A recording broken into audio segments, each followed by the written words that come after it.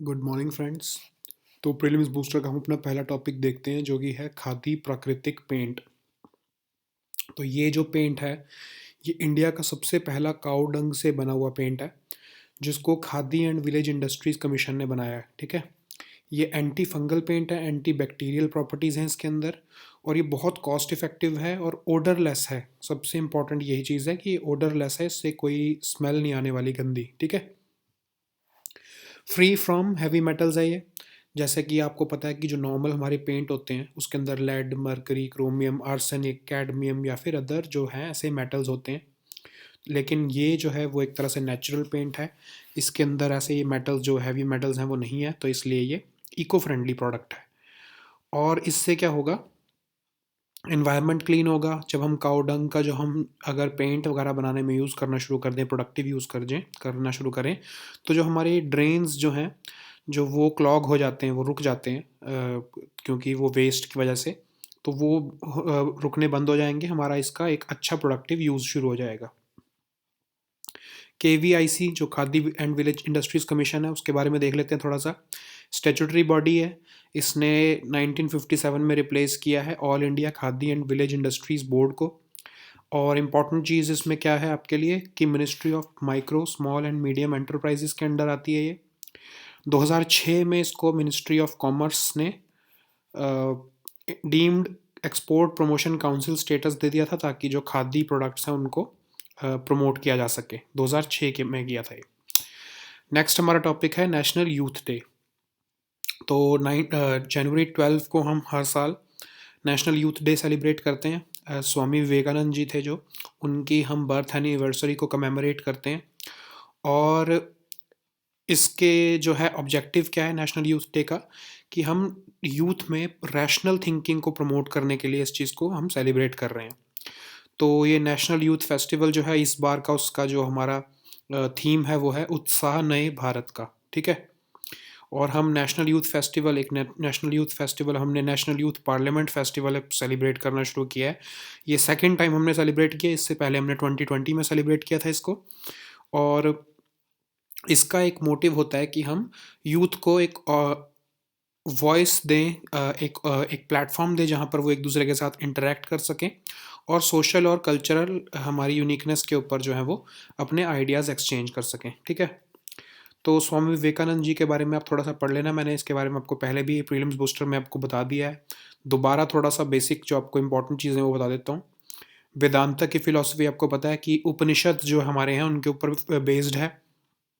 और इसका एम क्या है, ब्रह्मांड, ब्रह्मांड के बारे में। अब ये ब्रह्मांड क्या चीज़ है, अल्टीमेट रियलिटी। ठीक है, जो अब हमारी लाइफ का मोटिव है, हमारी लाइफ का पर्पस क्या है, हमारी बर्थ का पर्पस क्या है, इस अल्टीमेट रियलिटी को जानना। ठीक है, when you get to know about this ultimate reality you will be liberated, your soul will be liberated, ऐसा बहुत से रिलीजन्स में कहा जाता है, बहुत से रिलीजियस टेक्स्ट में कहा जाता है। इर्रिस्पेक्टिव ऑफ रिलीजन बहुत सारे टेक्स्ट ये बात बोलते हैं। ठीक है, तो सेम सिमिलर सी बात ये उपनिषद में भी हमारे बोली गई है कि जब आपको अल्टीमेट रियलिटी पता लग जाएगी, आप अपनी जो है लिबरेट हो जाओगे, इस अपने संसार से, इस जीवन से आप लिबरेट हो जाओगे। तो स्वामी विवेकानंद जी कहते थे कि वेद जो हैं हमारे, वो ये अल्टीमेट सोर्स ऑफ इंफॉर्मेशन हमको पता करने में हेल्प करेंगे। और ये पाथ ऑफ नॉलेज ज्ञान की बात करते हैं। ये कर्म जो है सेक्रीफाइस की बजाय ये कहते हैं कि सेक्रीफाइस करके आप लिबरेट होने से बेटर है आप नॉलेज लेके अपनी जो है लिबरेशन को अचीव करो। ठीक है, सबसे अल्टीमेट एम ऑफ नॉलेज क्या है, मोक्ष लेना, लिबरेशन करना इस संसार से। तो ये है वेदांता की इनकी फिलॉसफी। ये एक सोशल रिफॉर्मर रहे हैं। आपको पता है कि ये एजुकेशन पे इन्होंने बहुत ज़्यादा जोर दिया है। और ये कहते थे कि किसी भी भूखे आदमी को अगर आप जो है वो जो स्पिरिचुअलिटी सिखा रहे हो तो इट्स नॉट गुड। उसकी पहले जो रीज़नेबल जो उसकी नीड्स हैं अगर वो पूरी हो रही हैं तभी उसको आप स्पिरिचुअलिटी की तरफ मूव कर सकते हो। ठीक है, फिर वो equal role to women in society के बारे में भी बात कर रहे हैं। विमेन एमेंसिपेशन एम्पावरमेंट की बात कर रहे हैं। वो कहते हैं कि जेंडर जो बेस्ड डिस्क्रिमिनेशन है इट इज़ रॉन्ग, और जो है सोसाइटी को जेंडर इक्वालिटी की तरफ मूव करना चाहिए। स्पिरिचुअलिज्म, हमारे स्पिरिचुअलिज्म को और वेस्ट के मटेरियलिज्म को का वो कॉन्फ्लुएंस करना चाहते थे, ताकि जो है जो मैन है वो कंप्लीट हो सके। कल्चरल नेशनलिज्म की तरफ इन्होंने ध्यान दिया। इन्होंने कहा कि इंडिया को कल्चरल नेशनलिज्म की तरफ ध्यान देना चाहिए, ठीक है। बट ऑफ कोर्स अब आप ये बात याद रखो कि when we are saying here Hindu self pride and cultural nationalism, it is not exclusive, ठीक है। अब ये हिंदू वो वाला हिंदू नहीं है जो आप सोच रहे हो। It is a cultural nationalism, मतलब कि हम सब जितने भी इंडिया में लोग रह रहे हैं उन सब का कल्चर सिमिलर है, एक है। तो हमको अपने कल्चर की तरफ और अपनी सिविलाइजेशन की तरफ ध्यान देके उसके मुताबिक हमको अपने नेशनलिज्म को ओरिएंट करना पड़ेगा, ठीक है। तो नेक्स्ट टॉपिक देखते हैं हम, वो है प्रधानमंत्री फसल बीमा योजना। अब 5 साल पूरे हो गए हैं इस स्कीम को निकले हुए। तो ये स्कीम बेसिकली क्या करती है कि आपको जो हमारे फार्मर्स हैं उनके लिए ये बनाई गई थी, जिसके अंदर 2% प्रीमियम जो है वो खरीफ क्रॉप्स के लिए और रबी क्रॉप्स के लिए सिर्फ 1.5% प्रीमियम जो है फार्मर को पे करना पड़ता था। बाकी का सारा जो प्रीमियम की जो कॉस्ट थी वो सेंट्रल और स्टेट गवर्नमेंट जो है वो बेयर करती थी, ठीक है। कमर्शियल एंड हॉर्टिकल्चर क्रॉप्स के लिए प्रीमियम जो पेड बाय फार्मर्स था वो सिर्फ 5% था। कोई भी अपर लिमिट नहीं थी गवर्नमेंट सब्सिडी की, चाहे वो 90% प्रीमियम बने। देखो आप देख रहे हो ना कि 2% है, उसके बाद जितना भी प्रीमियम जो बन रहा है वो जो है वो सेंट्रल और स्टेट गवर्नमेंट जो है वो शेयर करती हैं, ठीक है। तो इसका मतलब प्रीमियम के ऊपर कोई कैप नहीं लगाया इन्होंने। इसका परफॉर्मेंस कैसी रही है? 5.5 करोड़ फार्मर्स जो हैं वो ऑलरेडी इसका बेनिफिट ले चुके हैं। 90,000 करोड़ तक के जो क्लेम है वो ऑलरेडी सेटल हो चुके हैं और डायरेक्टली फार्मर्स के अकाउंट्स में जा चुके हैं, ठीक है। अब इसके अंदर कुछ रिसेंटली चेंजेस हुए थे, रिवैम्प किया गया था इसको। आई थिंक अगस्त 2020 में इसको थोड़ा सा रिवैम्प किया गया था, जिसमें इंश्योरेंस कंपनीज़ को, इसमें प्राइवेट इंश्योरेंस कंपनीज़ को बुलाया गया था कि उनको बिजनेस दिया जाएगा कि ये फार्म इंश्योरेंस का 3 साल के लिए, ठीक है। फिर स्टेट्स को फ्लेक्सिबिलिटी दी गई थी कि वो एडिशनल रिस्क्स जो हैं वो भी इंक्लूड कर सकते हैं अपनी अपनी स्टेट्स की फार्म इंश्योरेंस की जो स्कीम्स में, ठीक है। जैसे कि प्रिवेंटेड सोइंग, कैलेमिटी कोई और लोकलाइज, जैसे समझ लो कि जो छोटा नागपुर प्लेट्यू वाला एरिया है, जो मतलब छत्तीसगढ़ वगैरह वाला जो एरिया है, वहाँ पर हेल स्टॉर्म की प्रॉब्लम होती है, आई मीन लाइटनिंग की प्रॉब्लम होती है। तो उस एरिया में जो लोकलाइज्ड कैलेमिटी जो लाइटनिंग का इशू है उसको भी इंक्लूड किया जा सकता है। Mid season adversity, post harvest losses, ये स्टेट्स को फ्लेक्सिबिलिटी दी है कि आप कौन कौन से लॉसेस को कवर करना चाहते हो, ठीक है। और स्टेट्स को ये भी बताया है कि क्या वो, जैसे मैं आपको बता रहा हूँ, हेल स्टॉर्म के जो लॉसेस हैं जो है उसको कवर करना चाहते हैं कि नहीं, तो वो भी स्टेट्स को फ्लेक्सिबिलिटी दी गई थी, ठीक है। और सबसे इम्पॉर्टेंट चीज़ क्या थी कि इस स्कीम को वॉलंटरी कर दिया था फार्मर्स के लिए, ठीक है। इससे पहले क्या होता था कि कोई भी अगर बैंक लोन लेना चाहता है फार्मर, तो उसको वो स्कीम जो है मैंडेटरीली लेनी ही पड़ती थी, प्रधानमंत्री फसल बीमा योजना, नहीं तो उसको बैंक लोन नहीं मिलता था, ठीक है। अब लेकिन फिर फार्मर्स जो हैं वो बैंक लोन नहीं ले पाते थे, क्योंकि वो स्कीम अगर नहीं लेना चाहते तो उनको ज़बरदस्ती स्कीम लेनी पड़ती थी। लेकिन अब उस स्कीम को वॉलंटरी कर दिया कि फार्मर अगर नहीं चाहता तो उसको वो स्कीम नहीं मिलेगी। सेंट्रल शेयर जो है वो इन नॉर्थ ईस्टर्न स्टेट्स में उसको बढ़ा के 90% कर दिया गया। पहले ये 50-50% होता था कि 50% जो है वो सेंट्रल गवर्नमेंट शेयर करती थी और स्टेट गवर्नमेंट 50% शेयर करती थी, लेकिन अब 90% कर दिया है सेंट्रल गवर्नमेंट का और 10% ही रह गया नॉर्थ ईस्टर्न स्टेट्स का। अब तो गुड न्यूज़ क्या है इसमें? सबसे पहला था कि वॉलंटरी कर दिया फार्मर्स के लिए, जैसा मैंने आपको बताया कि बैंक लोन्स लेने में प्रॉब्लम आ रही थी फार्मर्स को। दूसरा, जो प्रोसीजर डैमेज असेसमेंट का, अगर किसी को बेनिफिट लेना हो, जब उसका अगर डैमेज हो गया है फार्मर का, तो उसके लिए जो प्रोसीजर होता था वो पहले, वैसे तो वो भी ऑनलाइन ही होता था कि मोबाइल से ही सेटल हो जाता था वो प्रोसीजर, बट उसमें स्टेट गवर्नमेंट्स, आपको पता है कि ये कैसा परफॉर्म करती हैं। तो स्टेट गवर्नमेंट्स का जब कई बार थोड़ा सा ढीला रवैया होता था, तो इसके लिए क्या किया है उन्होंने कि इंश्योरेंस कंपनीज़ को कहा है कि आप जो है क्लेम्स को प्रिलिमिनरी एस्टिमेट्स के मुताबिक ही आप जो है उसको जो है सेटल कर दो। अब तक आगे अगर एक फार्मर का समझ लो 1 लाख रुपए का नुकसान हुआ है और प्रिलिमिनरी एस्टिमेट से लग रहा है कि 30,000 रुपये का नुकसान हुआ है, तो एटलीस्ट उसके शुरू में 30,000 तो दे दो, कम से कम उसके पास कुछ तो आए शुरू में। जब तक स्टेट गवर्नमेंट है वो उसको पूरा डेटा को रिकॉर्ड करके जब तक वो 1 लाख तक उसका पूरा डेटा देगी तब उसको बाद में सेटल कर देना, लेकिन प्रिलिमिनरी एस्टीमेट्स में उसको एटलीस्ट जल्दी से जल्दी उसका जो नुकसान हुआ है वो तो मिल जाए उसको, ठीक है। इसकी डाउन साइड्स क्या हैं? दूसरा, सबसे पहली तो क्या है कि स्टेट्स को बहुत ज़्यादा फ्लेक्सिबिलिटी दे दी है, तो जो स्टेट्स हैं वो जो है बहुत सारे हैज़र्ड्स को जान के मिस भी कर सकती हैं, ताकि उनको जो है वो खर्चा ना करना पड़े, और वो बहुत सारे ऐसे हैज़र्ड्स हैं जिनको वो मिस कर देंगी, ठीक है। सेंट्रल सब्सिडी जो इरीगेटेड एरियाज़ और non irrigated areas unirrigated areas में कैप लगा दिया उसके ऊपर 30 और 25% का। और फिर इसमें क्या होगा कि स्टेट गवर्नमेंट्स के ऊपर ज़्यादा भार आ जाएगा, कि अगर तो अनइरीगेटेड एरियाज़ पे सिर्फ सेंटर कहेगा कि मैं सिर्फ 30% तक सब्सिडी दे सकता हूँ, बाकी तुमको देखना है, और इरीगेटेड एरियाज़ में कहा है 25% तक दूंगा मैं सब्सिडी, सेंट्रल सब्सिडी, बाकी जो सारा है वो स्टेट गवर्नमेंट्स को बेयर करना पड़ेगा, ठीक है। और एक प्रॉब्लम क्या है इसके अंदर, जो न्यू जो चेंजेस आए हैं, कि एक तो इंश्योरेंस कंपनीज जो हैं वो हाई प्रीमियम चार्ज नहीं कर पाएंगी जैसा कि वो पहले कर रही थी। उससे क्या होगा कि फार्म इंश्योरेंस का बिजनेस पहले ही बहुत जो है वो लॉस मेकिंग है, क्योंकि फार्म इंश्योरेंस में क्या होता है कि जब फार्मर का डैमेज बहुत ज़्यादा होता है तो उसमें सेटलमेंट बहुत ज़्यादा होती है, तो इंश्योरेंस जो बिज़नेस है वो वाइबल ही नहीं है। तो अगर उनको वो हाई प्रीमियम भी नहीं चार्ज करने देगी गवर्नमेंट, तो फिर जो है कोई भी इंश्योरेंस कंपनी क्यों इस बिज़नेस में जाएगी। जैसा कि हमने देखा है कि जो 4 प्राइवेट इंश्योरेंस कंपनी जो हैं वो फार्म इंश्योरेंस के जो बिज़नेस है वो ऑलरेडी एग्जिट कर चुकी हैं, और ये बिज़नेस उनके लिए वायबल नहीं लगता है उनको, ठीक है। तो चलो नेक्स्ट टॉपिक देखते हैं, single window clearance for coal sector.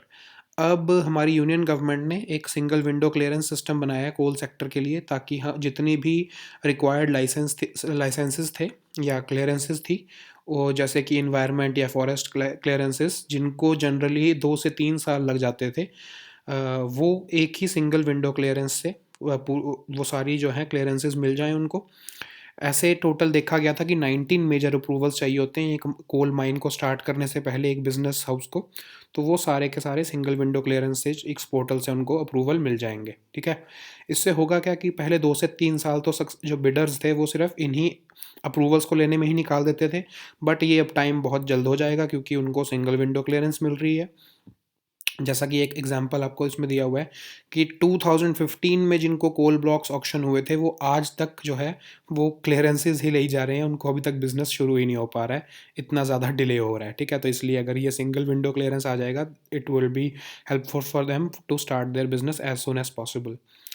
जो एक परिवेश मैकेनिज्म है जो इन्वायरमेंट मिनिस्ट्री लेके आई थी, उसको भी इसके अंदर सबस्यूम करने की बात कही जा रही है, तो थोड़ा सा देख लेते हैं परिवेश मैकेनिज्म है क्या। अभी उसकी फुल फॉर्म है pro active and responsive facilitation by interactive virtuous and environmental single window hub. अभी कितना मुश्किल से आपको याद रखने की जरूरत नहीं है, बट ऑफ कोर्स ये अगर यूपीएससी किसी बहुत ही डिफिकल्ट लेवल पर चली जाए तो आपसे इसकी फुल फॉर्म भी पूछ सकती है, ठीक है। बहुत कम चांस है, बट यस स्टिल आपको एक बार पढ़ा होगा तो आपको पता होगा। अब ये परिवेश मैकेनिज्म है क्या? ये एनवायरनमेंट के लिए या फॉरेस्ट के जो क्लियरेंस चाहिए होती हैं, किसी भी जो है लेवल ऑफ गवर्नमेंट से, सेंट्रल स्टेट या डिस्ट्रिक्ट लेवल अथॉरिटी से जो भी चाहिए होती है, तो वो सिंगल विंडो मैकेनिज्म है, परिवेश मैकेनिज्म के थ्रू जो है वो इन्वायरमेंट क्लियरेंस ली जा सकती है, ठीक है। इससे क्या होगा कि जितना भी इन्वायरमेंट क्लियरेंस का जो ये पूरा हमारा जो टाइम जाता था वो सब जो है वो ट्रांसपेरेंट हो जाएगा, और ये जो प्रोसेस है वो एक्सपेडिट हो जाएगा। तो जो एक्सपीरियंस जो है ये पूरा प्रोसीजर है ये स्ट्रीमलाइन हो जाएगा, ठीक है। तो ये परिवेश स्कीम थी हमारी। अब पीएम किसान स्कीम ये न्यूज़ में क्यों चल रही है? क्योंकि देखा गया है कि more than 20 lakh and in eligible beneficiaries और इनकम टैक्स पेयर्स जो हैं वो इस स्कीम का बेनिफिट ले चुके हैं। तो ऑलमोस्ट 1364 करोड़ रुपए जो हैं वो गलत लोगों के हाथ में जा चुके हैं इस स्कीम के मुताबिक। ये एक आरटीआई फाइल की थी तो उसके अंदर से पता लगा ये, ठीक है, एग्रीकल्चर मिनिस्ट्री ने बताया। अब जो इतने भी इनएलिजिबल बेनिफिशरीज जिन्होंने ये गलत तरीके से जो इसके बेनिफिट्स लिए हैं, उनमें सबसे ज़्यादा जो है वो कौन सी स्टेट से आते हैं? वो हैं पंजाब स्टेट से, उसके बाद महाराष्ट्र और उसके बाद असम। जो 23% ऑफ इनएलिजिबल जो बेनिफिशरीज थे वो सिर्फ पंजाब से ही हैं। 56% ऑफ दीज अनडिजर्विंग पर्सनस जो है वो इनकम टैक्स पेई कैटेगरी के थे, क्योंकि अब आपको बताता हूँ, आगे देखेंगे हम कि इनकम टैक्स पेई जो अगर कोई फार्मर है तो वो इस स्कीम के लिए एलिजिबल नहीं है। ठीक है, जो दूसरा जो है, जो बाकी तरह के इन एलिजिबल फार्मर्स हैं वो सेकेंड नंबर पर हैं। मतलब कि टोटल जितने भी इन एलिजिबल फार्मर्स को जो 1364 करोड़ रुपए गए हैं, उसमें से 56% वो लोग थे जो इनकम टैक्स पेई फार्मर्स थे। ठीक है, और बाकी के जो एक तरह से 44% जो बचे हैं वो बाकी इन एलिजिबल जो कैटेगरीज के लोग थे। 72% ऑफ पे आउट अमाउंट जो थी वो इनकम टैक्स पेईज को मिली। और अब ये स्टेट्स वाइज देख लो आप कि पंजाब, महाराष्ट्र और असम, उसमें हैं जो बेनिफिशरीज जो हैं वो ऑलमोस्ट हाफ, ये 3 स्टेट्स में जो बेनिफिशरीज जो इनएलिजिबल बेनिफिशरीज वो सबसे ज़्यादा थे। Almost 50% of ineligible beneficiaries in entire India belong to these 3 states. ठीक है, तो थोड़ा सा हम देख लेते हैं स्कीम है क्या। अब ये स्कीम के मुताबिक फार्मर की इनकम को बढ़ाने के लिए गवर्नमेंट ने स्कीम निकाली थी, और 2019 में निकाली गई थी ये, फरवरी 2019 में। और इसमें था कि फार्मर्स को 6,000 रुपीज़ पर ईयर मिलेंगे, और 4 मंथली इंस्टॉलमेंट्स 2000 जो है वो उनको 2,000 रुपीज़ की जो मंथली इंस्टॉलमेंट्स थी, 3 मंथली इंस्टॉलमेंट्स उनको मिलनी है 2,000 रुपीज़ की डायरेक्टली उनके बैंक अकाउंट में। और टोटल मतलब 6,000 रुपीज़ हो गए पर एनम। और जो है वो कॉमन सर्विस सेंटर्स जो हैं हमारे, उनको ऑथोराइज़ किया गया था कि वो जो फार्मर्स, जो एलिजिबल फार्मर्स हैं, उनको उनके लिए उनकी रजिस्ट्रेशन करें स्कीम के लिए। ठीक है, एलिजिबल कौन कौन से फार्मर्स थे? इनिशियली तो इस स्कीम में कहा गया था 2019 में जब ये लॉन्च की थी फरवरी में, कि जिनके पास कल्टीवेबल लैंड सिर्फ 2 हेक्टेयर्स तक का है, मतलब कि जो स्मॉल फार्मर्स थे, उनके लिए स्कीम निकाली गई थी। बट जो इलेक्शंस ख़त्म हुए तो सरकार ने ये पूरी स्कीम को सारे के सारे फार्मर्स को एक्सटेंड कर दिया, irrespective of their land holding. ठीक है, अब सारे के सारे मैं जब बोल रहा हूँ तो आपको ये पता होना चाहिए कि लैंड होल्डिंग के कंटेक्स्ट में बोल रहा हूँ, कि जिसके पास ज़्यादा लैंड है वो भी एलिजिबल हो सकता है। बट एक्सक्लूड कौन कौन से फार्मर्स हुए थे? जो तो इनकम टैक्स पे करते थे, या फिर वो प्रोफेशनल्स थे जैसे डॉक्टर्स, इंजीनियर्स, लॉयर्स या चार्टर्ड अकाउंटेंट्स एट्सेट्रा, या फिर वो पेंशनर्स थे जिनको 10,000 रुपये से ऊपर की पेंशन पर मंथ मिल रही थी, वो लोग एलिजिबल नहीं थे। तो ये जो एलिजिबल नहीं थे, इनके पास भी 1364 करोड़ रुपए जो हैं वो गलती से ट्रांसफ़र किए जा चुके हैं। क्योंकि प्रॉब्लम कहाँ आई होएगी? जो ये कॉमन सर्विस सेंटर्स हैं, इन्होंने गलत रजिस्ट्रेशन कर ली, तो इन फार्मर्स के पास भी जो इनएलिजिबल थे उनके पास भी ये बेनिफिट्स चले गए। ठीक है, अब नेक्स्ट हमारा टॉपिक है इंडिया एट यूएनएससी। अब इंडिया, आपको पता है कि लास्ट ईयर जो है इंडिया जो है वो इलेक्शन जीता था नॉन परमानेंट मेंबर सीट के लिए। तो अब वो टेन्योर शुरू हुआ है 1 जनवरी से। अब ये 2 ईयर्स तक का टेन्योर है। अब इसके लिए थोड़े से हम फैक्ट्स देख लेते हैं कि टोटल आपको पता है ना, यूएनएससी में 15 सीट्स होती हैं, जिसमें 5 सीट्स तो परमानेंट हैं जो हमारे यूएस, यूके, फ्रांस, रशिया और चाइना के पास हैं। बाकी जो 10 सीट्स होती हैं वो नॉन परमानेंट होती हैं, जो कि शिफ्ट होती रहती हैं, कभी कोई उसमें मेंबर बन जाता है, कभी कोई मेंबर बन जाता है। ठीक है, तो उसमें से जो 10 सीट्स हैं उसमें से 5 सीट्स जो हैं वो अफ्रीकन और एशियन स्टेट्स के जो हैं उनके लिए रिजर्व्ड हैं। 1 सीट ईस्टर्न यूरोपियन स्टेट्स के लिए रिजर्व हैं, 2 सीट्स लैटिन अमेरिकन और कैरेबियन स्टेट्स के लिए रिजर्व हैं, और 2 सीट्स जो हैं वो वेस्ट यूरोपियन और बाकी स्टेट्स के लिए रिजर्व हैं। तो जो इंडिया है उसको इस वाली कैटेगरी 5 सीट्स जो रिजर्व हैं अफ्रीकन और एशियन स्टेट्स के लिए, उसमें से 1 सीट जो है वो इंडिया को मिली है। तो 2019 जून में ही जो है 55 मेंबर स्टेट्स जो एशिया पैसिफिक ग्रुप की थी, उन्होंने बोल दिया था कि इंडिया जो है हमारी तरफ से इस बार का रिप्रेजेंटेटिव है, और इंडिया की जो कैंडिडेचर उसी टाइम पर डिसाइड हो गया था। तो इंडिया का जो है वो 2022 तक ये सीट को होल्ड करेगा। इससे पहले भी इंडिया जो है वो 1950 वाली जो टर्म थी, 1967, 1972, 1977, 1984 और 1991, और ऑफ कोर्स 2011-12 के तो था ही जो रिसेंटली। तो अभी याद रखो, सबसे लेटेस्ट कौन सीट हमारी इससे पहले थी 2011 और 12। ये आपसे यूपीएससी में आपसे पूछ सकते हैं प्रीलिम्स में कि लास्ट जो टर्म थी इंडिया की वो कौन सी थी। 2011 से 12 की जो टर्म थी उसमें India non permanent member of जो यूएनएससी रहा है। ठीक है, अब इस पर इंडिया के चैलेंजेस क्या हैं? Internal governance of UN system, ताकि हम डेमोक्रेसी ला सकें इंटरनेशनल सिस्टम में, ताकि वो डेमोक्रेटिक बेसिस पर चलें, डेमोक्रेटिक क्रेडेंशियल्स को इनकॉर्पोरेट करें अपनी मैकेनिज़्म में, अपनी गवर्नेंस में। और हमारा फोकस ये तरफ रहेगा जब मैं डेमोक्रेटिक गवर्नेंस की बात कर रहा हूँ तो मैं यूएनएससी रिफॉर्म्स की बात कर रहा हूँ, ठीक है, ताकि India is also seeking permanent seat in UNSC. तो इंटरनेशनल यूएन के रिफॉर्म्स भी चाह रहा है इंडिया, यूएन में गवर्नेंस में डेमोक्रेसी लाने की बात कर रहा है। तो ये सब इंडिया का एजेंडा रहेगा। इंटरनेशनल टेररिज्म के खिलाफ भी इंडिया जो है वो कलेक्टिव रिस्पांस चाहता है वर्ल्ड कम्युनिटी का। वो इस बार जो ये टेन्योर है इसमें ये बात उठाने का जो है वो इस बार इंडिया ट्राई करेगा। इंटरनेशनल लॉ को और कैसे मजबूत किया जा सकता है, और मल्टीलैटरल इंस्टीट्यूशंस जैसे कि आप वर्ल्ड हेल्थ ऑर्गेनाइजेशन देख लो, क्योंकि बहुत ज़्यादा अभी आजकल वो क्रिटिसिज्म ले रही है because of handling of this corona virus. तो इन सब को कैसे रिफॉर्म किया जा सकता है, इंडिया इन सब एजेंडे पे भी अपना ध्यान देगा, ठीक है। तो ये हमारे आज के टॉपिक्स थे। We'll meet next time with new topics. Until then good bye and take care.